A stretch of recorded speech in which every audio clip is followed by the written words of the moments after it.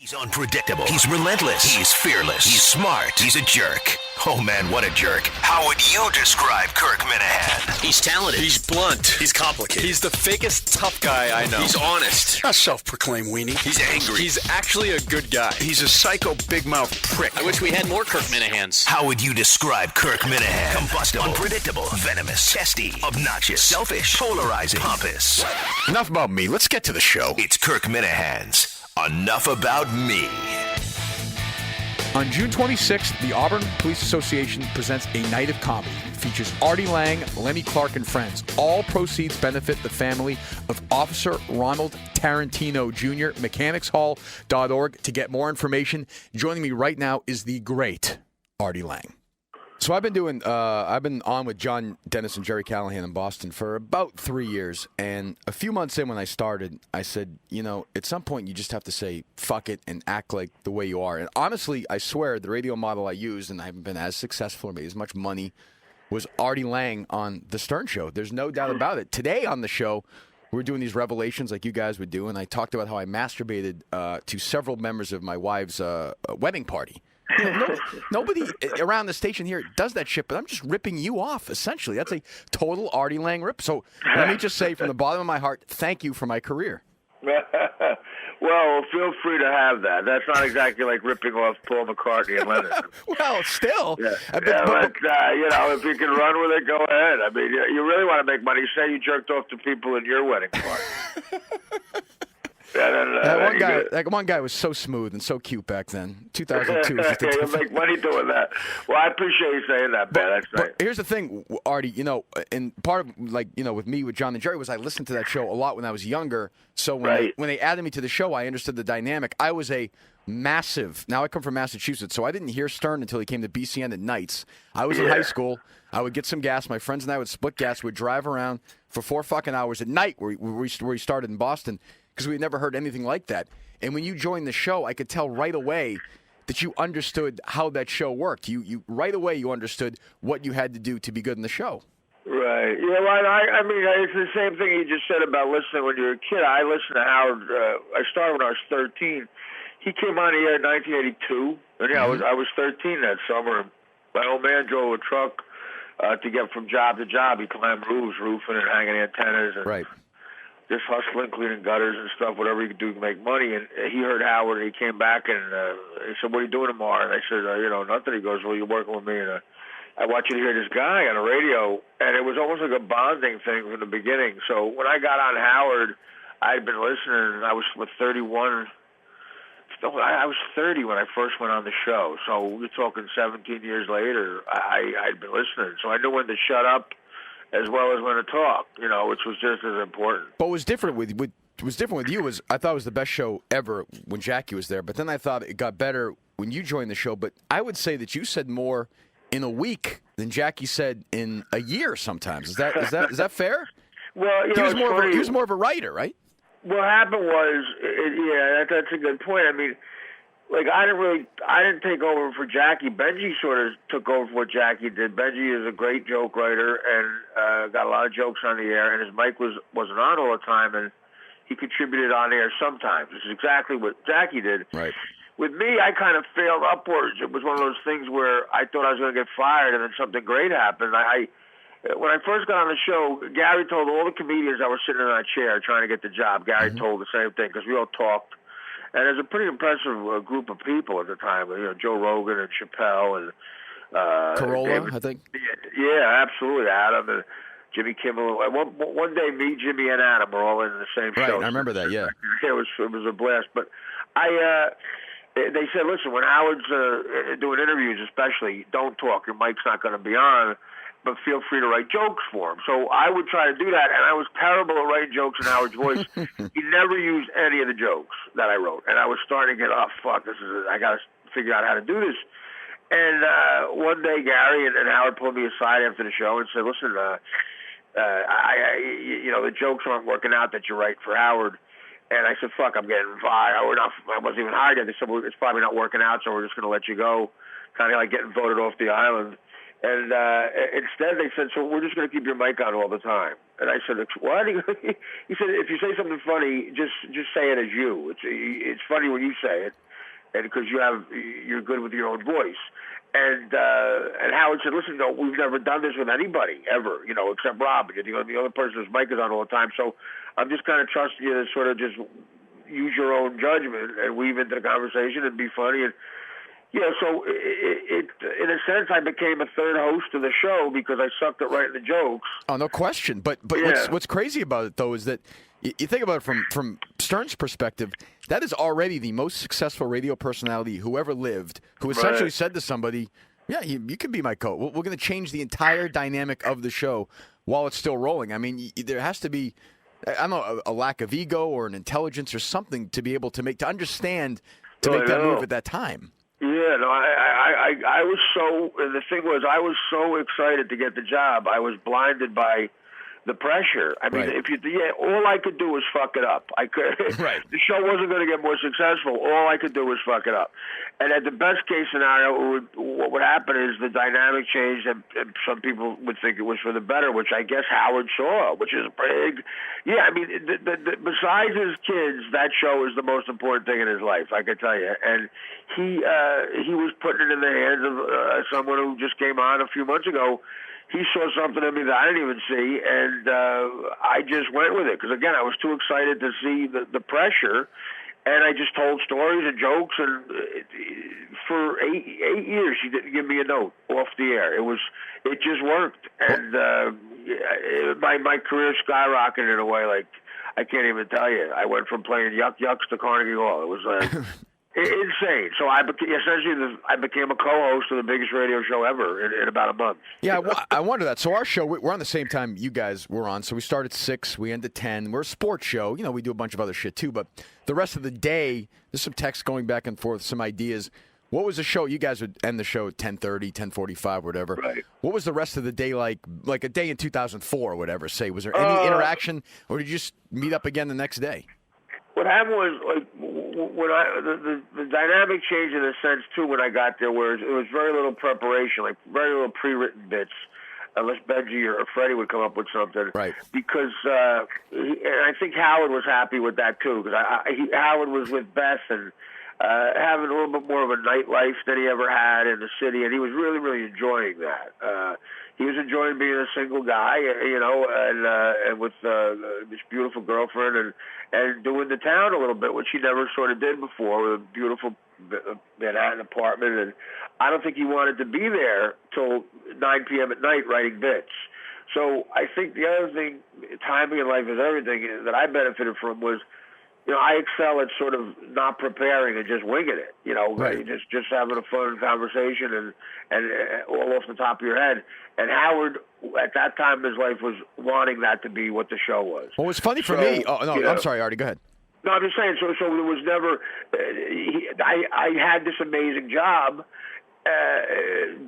getting famous and rich, and I had no preparation, and that's the way Howard wanted it. He said, purposely, I don't want Artie to be in on any preparing we do, because I just want him to react on the air naturally. And the pressure was, of course, I had to be funny spontaneously, and thank God that was the case most of the time. Thursday afternoons, we'd have a pitch meeting where we pitch ideas to Howard, like, World's Meanest Listeners Concert, whatever it was.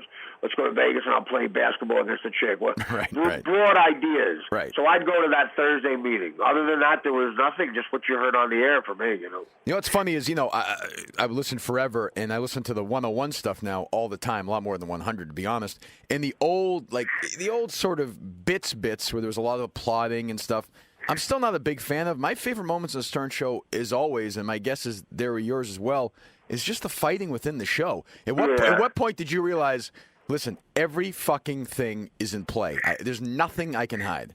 Right. Well, I mean, I made that decision sort of on my own. I mean, no one was pushing it, but I did reveal stuff that I couldn't even believe I revealed.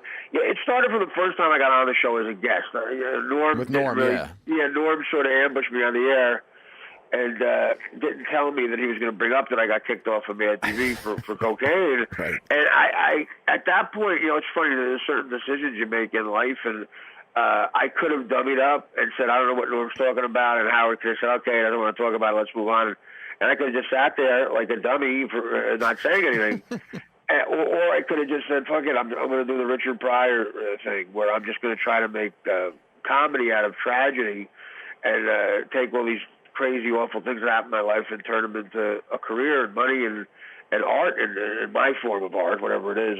And I just said, I was as honest as I could be, and I used that the rest of my, decade that I was there. There were times where I'd get out on 6th Avenue and people, like a UPS truck driver, would be yelling, did that shit really happen to you? Did you really do coke in a pig outfit and shit your pants? And I go, well, wow, maybe I was a little too honest. It's like your psychiatrist is 20 million people. At what point, so you were rolling, you went to Sirius. At what point did the show become, and I listened almost every day, and the show sort of became, the subplot became sort of the Artie drama. At what point did you not want to do the show anymore, or was there ever that point? There was never a point where I subconsciously, I couldn't have, I didn't want to do anything after a while because of heroin. Right. I became a full-blown heroin addict. And, I had a lot of trouble with cocaine in the past and other stuff, but, the opiate addiction, it's like the hell Prince was just in. It starts to just run your life. And what year is that? What year is that start? I started doing heroin in summer of '04. Okay, so you're still on. Yeah, go ahead. It didn't become an issue, a problem until I had until like 07, 08, middle of 08. Right. When I got back from Afghanistan, I started ramping up.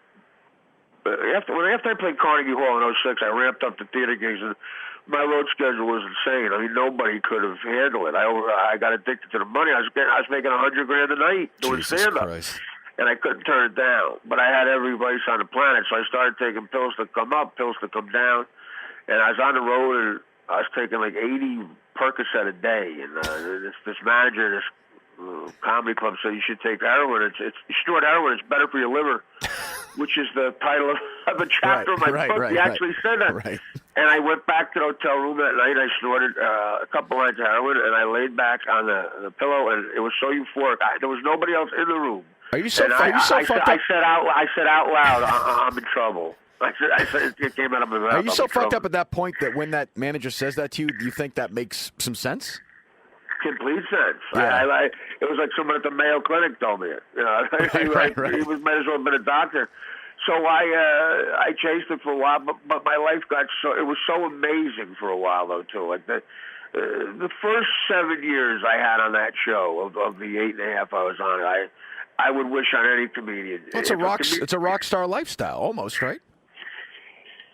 Listen, when we went into Atlantic, when we went into Las Vegas to do those shows, I can't imagine the Rolling Stones getting any better treatment. There was a strip club across the street that was getting so much business because we were there. I did an appearance there one night, and 2 strippers came up to me and said to me, as if they were telling me, if you need a cup of coffee, come over here. They said, listen, we appreciate this business so much, and we're packed every night. If you're stressed over there, just come here. If you want a blowjob, just tell us. Well, that's a very reasonable request, I think. Yeah. So I mean, I was running across the highway every 20 minutes like I was going to the gym. I would just get up and run, and they'd see me, and I go, do you mind? They go, no problem. Tammy will blow you. And they would blow me and wouldn't accept any money, and they would say thank you, and like a professional blowjob, like the Jiffy Lube. The chick should have been wearing a mechanic shirt with her name on the side, Tam. And I probably got the first week I was there, and I never said this. I was dating a girl that ended in a fiery wreck, so I don't mind being honest now. But the first week that I was there with the Stern Show, I fucked like a dozen strippers that were all like 23 years old, and just without even a rap, they just were layups.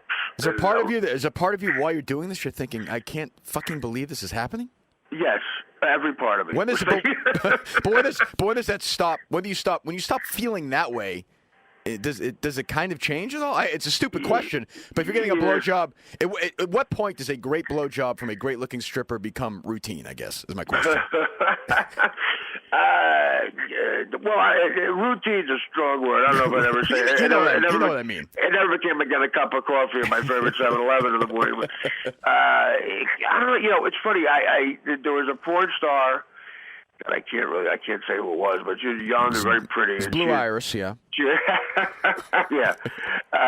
Blue Iris figure, 1931 Blue Iris.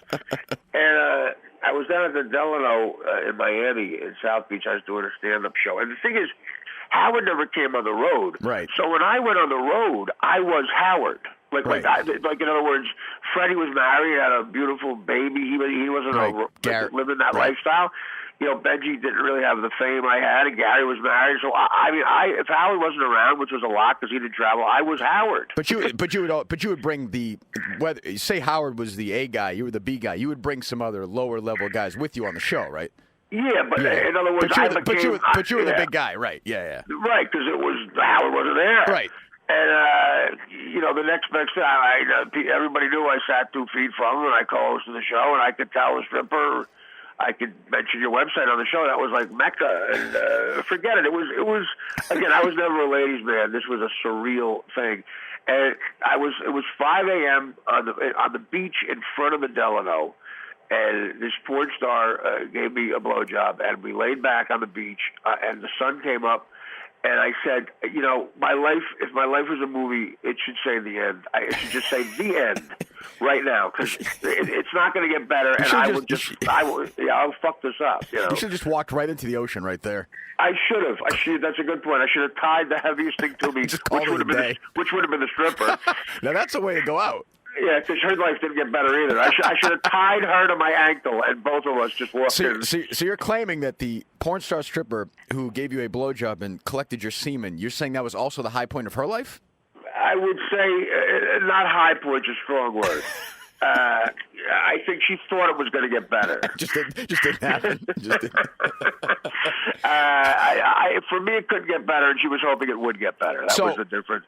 And but again, if it said the end, it would have been great. But I kept living my life, and it got worse. Well, here's the thing. So, like I said, I worked the same hours that you worked forever. So I'm up, I'm up at 4:30 every day. And I used to drink. I don't drink anymore. I stopped drinking. I stopped using drugs for 12 years. Yeah, but wow. I can't even, Artie, imagine drinking a little bit and doing a little bit of drugs and doing this job. You're doing drugs at a fucking Babe Ruthian in 1920 level, and you're showing up for a morning show. By the way, the most successful morning show in radio history. Every single day. And I know some days you weren't there, but how did you function through the show, and how did the other people not know, or did they know? Well, I mean, they knew I wasn't teaching a spin class when I left. But again, Howard always said, up until that last 8 months or so, Howard always said, look, everybody tells me Artie's got a problem. First of all, Artie works for me. He's my friend. I care for him, but we're not brothers. Artie shows up every day and is hilarious. He does his job, so I have no problem. But did you believe that he didn't know for that long? He didn't know the extent of it. Yeah. There's no way he could have. And, Howard, I get mad when people say Howard didn't help me. He did. I mean, people don't know what happened off the air. I mean, Howard got me therapist through his therapist. He got me into rehab. Howard at one point said, this came out on the air, he said, look, Art, go take as much time as you need to get better. When you come back, you have a job. I mean, what else could you ask a boss to say? And I tried, and I left. I mean, but I just made everything into comedy. What was... nobody individually was an enabler, but the show life itself was, because I knew that the setup that I had helped create, the new sort of version of the show that was part of my creation, was everything could be a joke. So if I left, like one time I told Gary I need 18 days or 28 days to go to rehab in Florida. After 8 days, I left and I went to the Satai in Miami, and I got a suite, and I called the show with a stripper in the room with the room service guy bringing up Jack Daniels at 8 in the morning, and we made a half an hour, bit about it, and everybody loved it, and every caller eventually would want to talk about me just because I was the only one living that kind of interesting life off the air.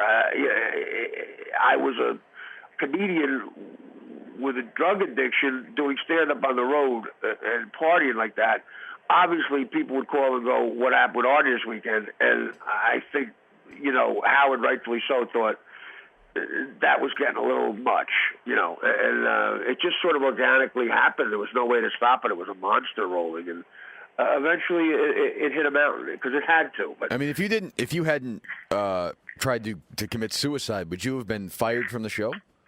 I don't. It would. Well, at that point, I was forced to do the rehab thing. They were going to take no more bullshit. They were going to say, look, you have to do this, and hopefully maybe I would have taken a few months and gotten better. But I do think, though, I probably wouldn't have went back in the sense that I think Howard, in his mind, already had the changes he wanted to make that the show has become now in his head. And quite frankly, neither one of us would have thought I would have fit into that. You wouldn't have worked with the way it is. You just wouldn't have, right? Yeah. Well, no. I mean, like the interview with Gwyneth Paltrow, who in Gwyneth Paltrow's life is going to let me within a foot of her?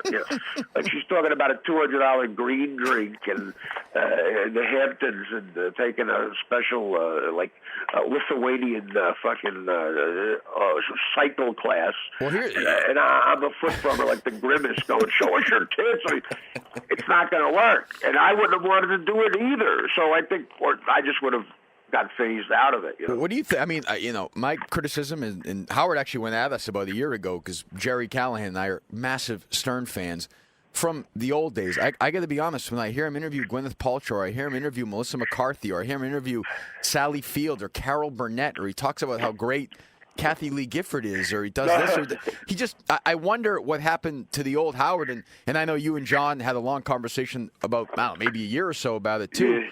It's not a show for me anymore.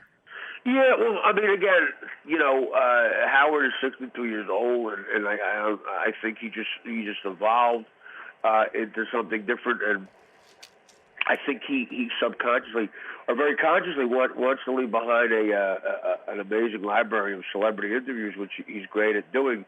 The only issue I think that I agree with that the fans might have is that it sort of seemed like he was just duping everybody for a long time. It always seemed like he was goofing on show business because he hated it and was really rebellious. And it sort of seems now like he just wanted to be a part of it, which is a whoa.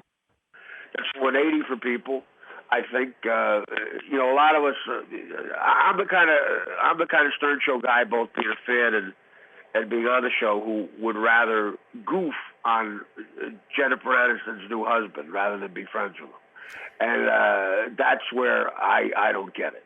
But the rest, obviously he's not going to put, a 21-year-old girl on Simeon anymore. I think he'd seem kind of sleazy doing that. And it's his show. He can do what he wants. I think the anger that he seems to have towards whatever he thinks the regular guy is, that's a little weird. But I don't get that. I don't know where that's he was the guy in the basement for years shitting on the people that he hangs out with now. Right. Well, I mean, look, he evolved. That's what happens. That's what America is. Right. It's just that I don't know, like there seems to be a hostility there that I don't think the fans deserve. But at the same time, I think the fans should be appreciative of what he gave them for so many years and sort of respect the fact that he changed. And he's got a right to do that. And if they want to hear the old show, they of course should sign up for the Artie Quitter podcast. Absolutely, ArtieQuitter.com, right? Yeah, I started doing this podcast, and I never thought I could have as much fun as I'm doing. I mean, it's truly uncensored. I just signed up. I signed up about 3 months ago. It's great, absolutely great. It's just fun to just truly say whatever the hell you want. And I could never have changed because I'm not capable of it. I would seem retarded and very phony telling Ellen I like her dancing in the beginning. Well, I hear you.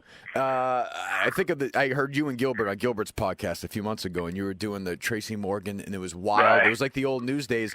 Artie, if you came back into a radio show and did that at 6:02 in the morning, you'd be fucking fired at the first commercial break. I know, and that's it. I don't know. Gilbert's not allowed on either. I think he's the greatest guest in the history of the show. Yeah, a lot of people would agree with that. I certainly did. I thought that before I got on the show, during, and I still do after. But And the fact that he's not there is, come on, that's I respect everything Howard has done as change and become successful. But come on. You don't think Gilbert Gottfried's as funny as Andy Cohen? How dare you say that? Andy Cohen? Who's that? Oh, is he on that show? Well, he's been on. He's like a Bravo fucking guy. I don't know. Oh, come on. When is Artie Lange going to be a guest on the Howard Stern show? It'll never happen. Why? It'll never happen. If he asked me to do it, I would go because he deserves. I would do anything Howard asked me to do because I was brought up by a guy who would tell me, look, that motherfucker gave you a job when you needed it, and I don't give a shit what has happened. You do. If he asks you a favor, you do it. Not that it would be a favor. If he asked me something, I would do it because Howard is responsible for almost everything I have in my life post Mad TV, and I would go, but I know he wouldn't do it. He'll never ask. It's very weird. So I don't think you'll ever. When was the last time you talked to him? The last time I actually spoke to Howard was in the hospital room with Robin.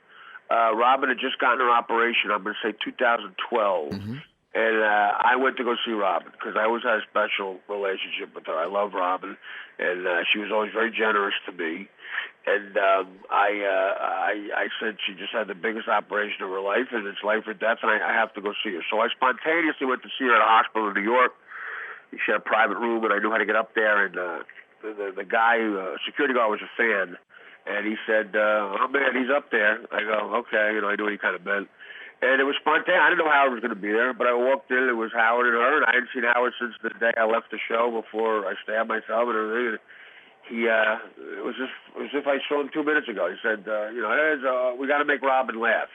That's what he said to me. So we put everything aside for that, and the three of us spoke as if we were on the air for an hour. We just laughed like crazy, and it was like nothing ever happened. And then Howard said, I got to leave. And I gave him a hug, and I said, I'm sorry for everything, man. He goes, well, how you doing? I said, I'm all right. I'm working again. And he goes, well, that's good, and I'll see you. And he left, and I spoke to Robin for about another hour, and I haven't talked to him since. Have you tried to contact him? I mean, I heard his answer to your thing with John. It just seems like there's a lot of stuff. I'm just, as a listener, I'm confused. I called him 4 times, probably 3 or 4 times. I left voicemails, and he never called me back. What's your thought for why is that? Do you think? I just don't think he wants to deal with me in his life anymore. I think he's got a very, very complicated life, and I think he's happy I'm okay. And but I don't think he's prepared to just deal with it anymore. And I understand that, but where I'm pissed off is, we were really tight on the air and off the air, very, very close. We were friends. And went through a lot of battles together.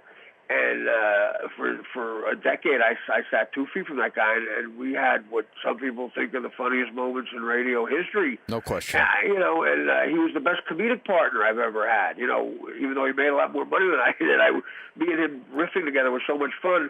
And I think just all that, maybe I earned 10 minutes off the air to just let me say in person, I'm sorry, and hear him out, and then hug and say goodbye. Like, that never happened. That closure never happened. As a listener to the show, for me, and I think maybe you even said this in the thing with starring John, was when you guys had that weird bro fight, it felt like, as a listener, it was almost done right after that. Yeah, well, that's a good point. It never was the same after that, because what I never wanted to become was a sycophant. I always had this insecure thing of, like, I said, look, I'm funny enough to where I don't have to be a snitch. I don't have to be part of these stupid bits where, if something happens, it'll be under my control because of a story. I can be funny, that type of thing. So when he pulled this bullshit with me with something, I said, you know what, I'm not going to do it. And that's what that was about. That was that underlying anger of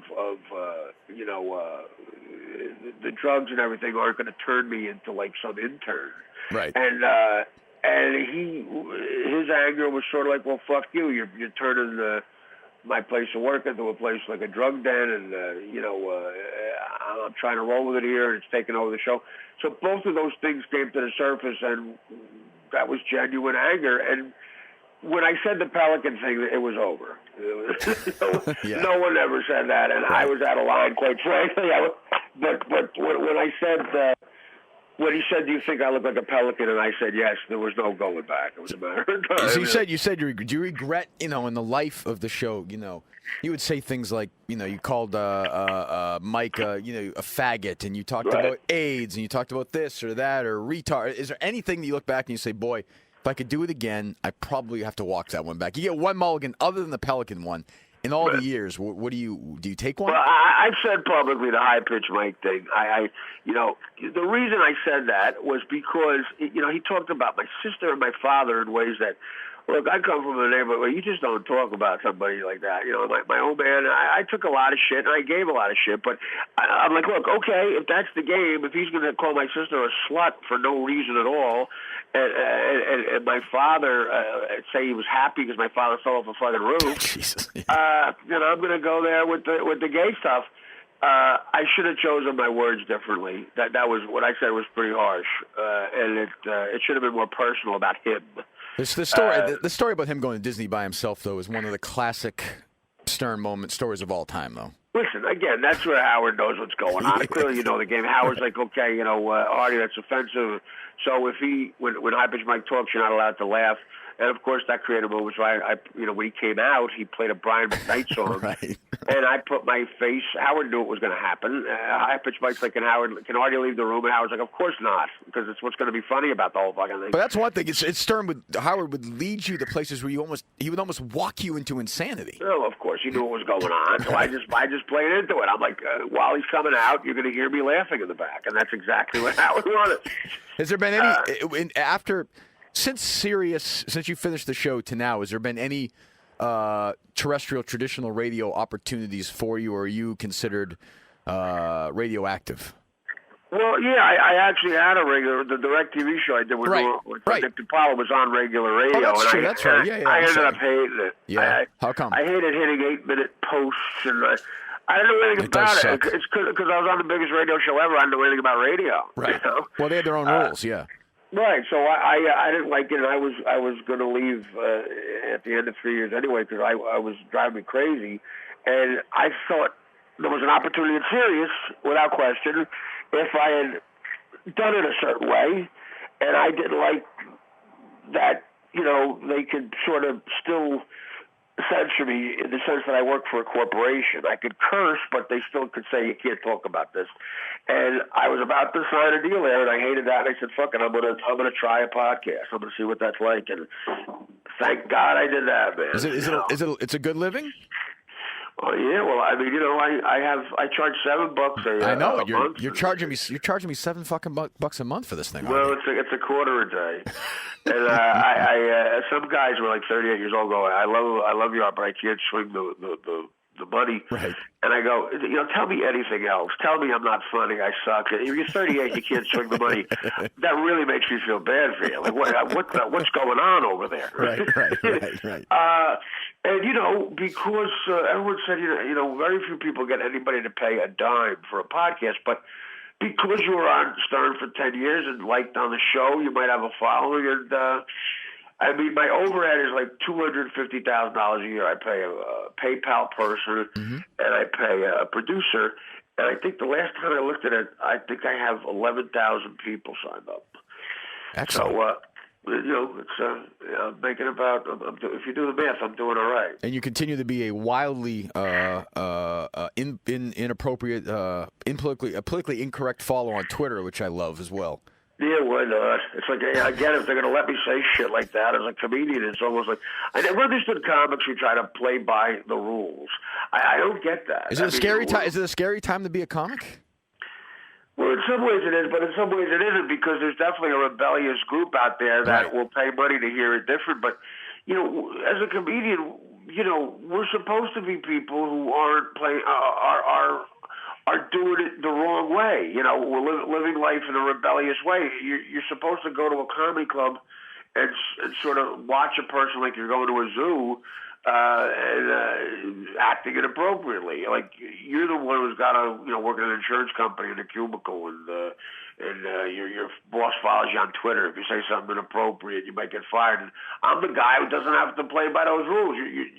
Why would any comic play by rules? It makes no sense. It feels like the last place, though. But when you go see, if you they remade the Bad News Bears like 7 or 8 years ago, and it was 50,000% less fucking funny than the original because it had no balls. Like they're scared. You couldn't make Blazing Saddles today. You sure as hell couldn't make All in the Family today.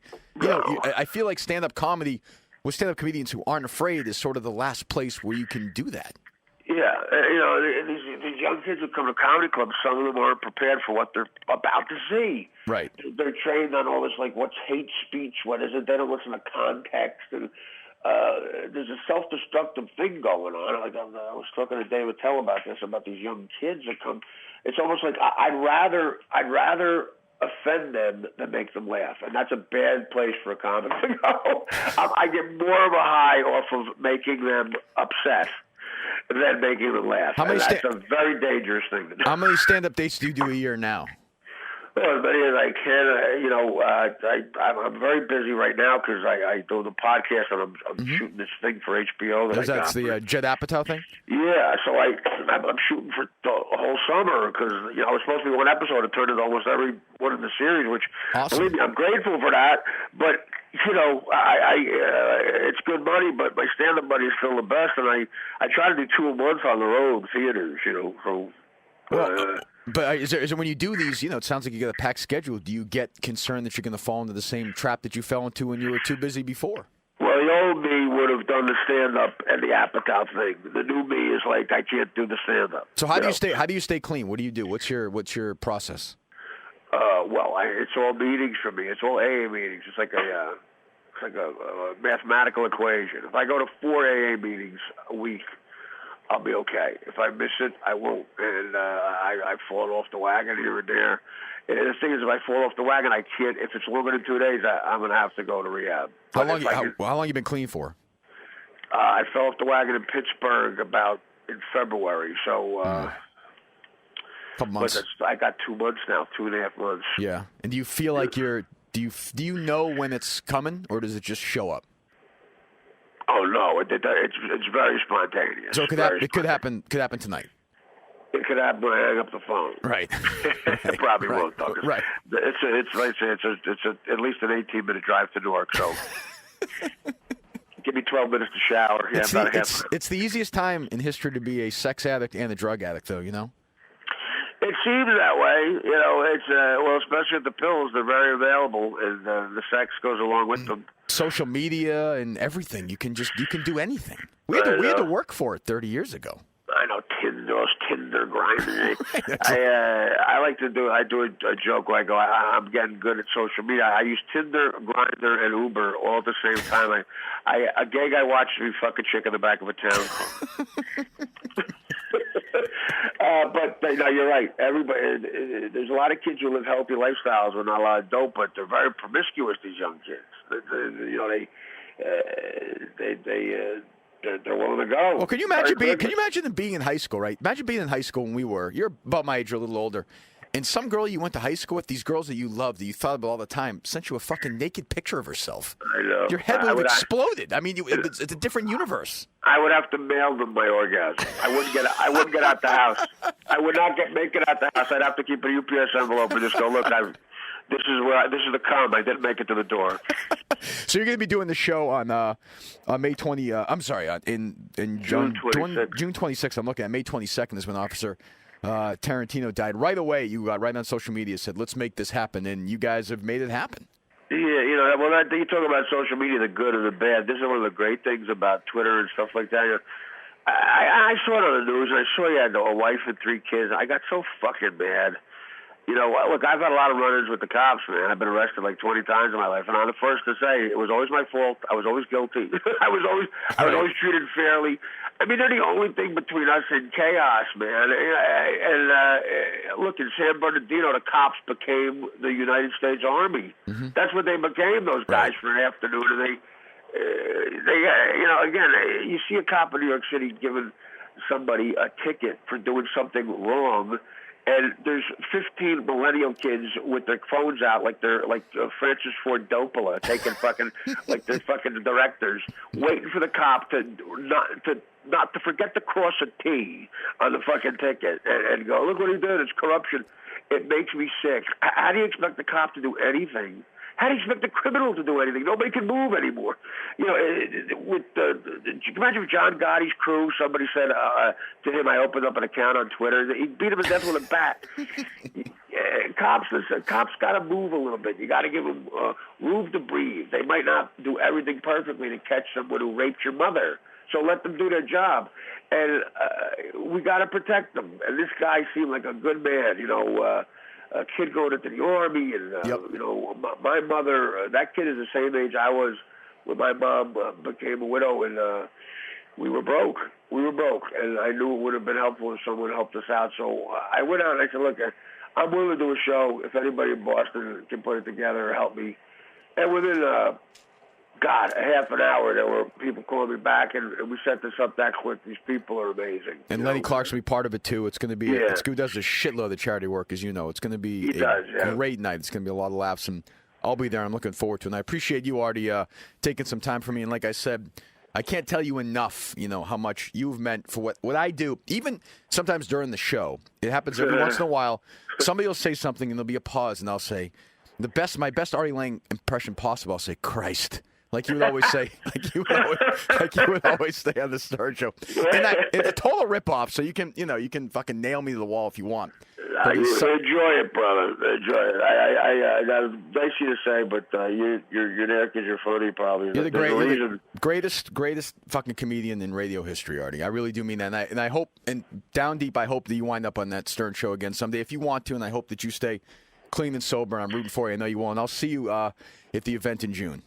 Yeah, everybody should come out and help us out. Officer Tarentino, certainly, we got to help them. And for the record, Bill, I'll give you this. Deep down, I hope Howard asked me to come back. For the fans and everybody, I'd love one more time on the air to get that closure. Don't think it's going to happen, but I hope it does. And thanks for the kind words, my man. And I look forward to seeing you June 26th, okay? All right, Artie. Thanks a lot. Thanks for listening to Enough About Me with Kirk Minihane. If you want more great podcasts, it's pretty easy. You can go to the WEI mobile app. You can go to Stitcher. You can go to iTunes. You can look up Enough About Me with Kirk Minihane. You can find the ones with Sean McDonough, Bob Ryan, Dan Shaughnessy, David Portnoy. There'll be more. And what you can do when you like them, you write a review. That'll help us out a lot. You give us a rating. We can help you. You can help us. Get that done. Do it right now.